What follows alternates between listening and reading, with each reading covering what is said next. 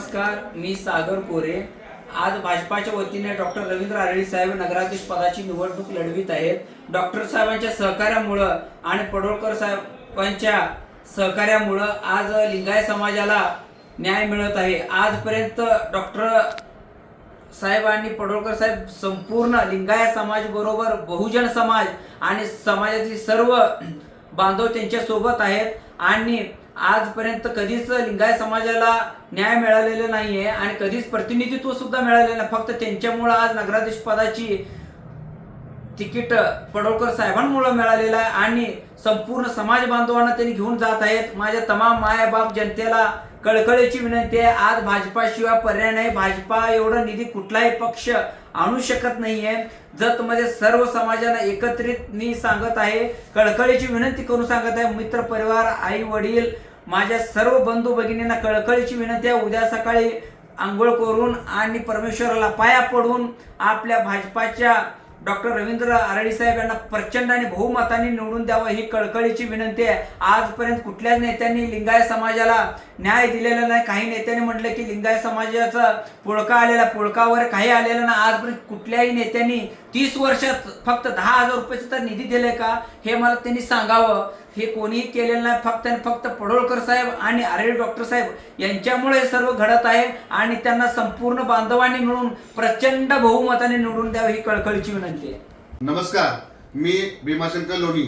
सध्याला जी आपली नगरपालिकेची निवडणूक सुरू आहे, आपले उमेदवार डॉक्टर आरळी साहेब हे भाजप पक्षाकडून उभे आहेत।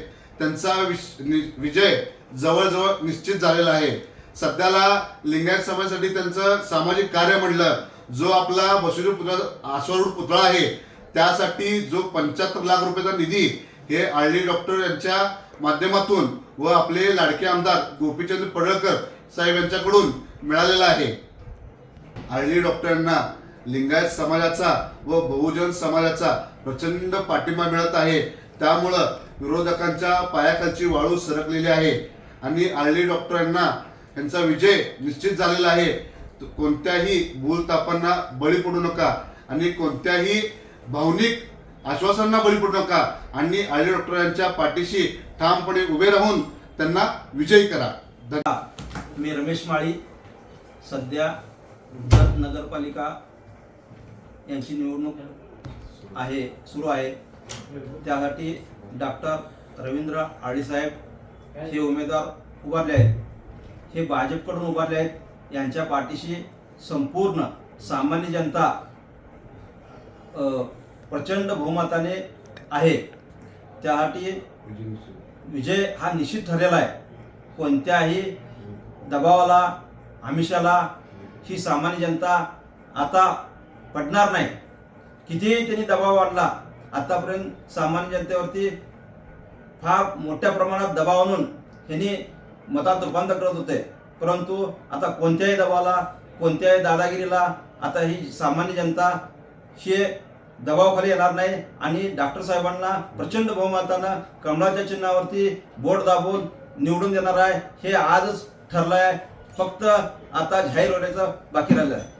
आणि लिंगायत समाज असा समाज आहे, कधी जातीपातीचा राजकारण करणारा समाज नाही। कुठल्याही समाजातला नेता जर उभा राहिला तर त्याला निवडून देणारा समाज म्हणजे लिंगायत समाज आहे आणि संपूर्ण समाजांना एकत्र घेऊन लढणारा समाज हा लिंगायत समाज आहे। त्याचबरोबर आज आम्हाला बहुजन समाजाचे जे नेते आहेत पडोळकर साहेब, त्यांच्या रूपानं आज पूर्ण समाजातल्या सर्व घटकांना आणि सर्व समाज बांधवांना एकत्रित घेऊन लढणारा नेता पडोळकर साहेब, आज त्यांच्यासोबत आम्ही सर्वजण आहोत। कृपया करून उद्या डॉक्टर रवींद्र आरळी साहेब उभा राहिले, त्यांना नुसता निवडून नाही द्यायचा आहे तर प्रचंड बहुमताने निवडून द्यावं ही माझ्याकडून कळकळीची विनंती आहे।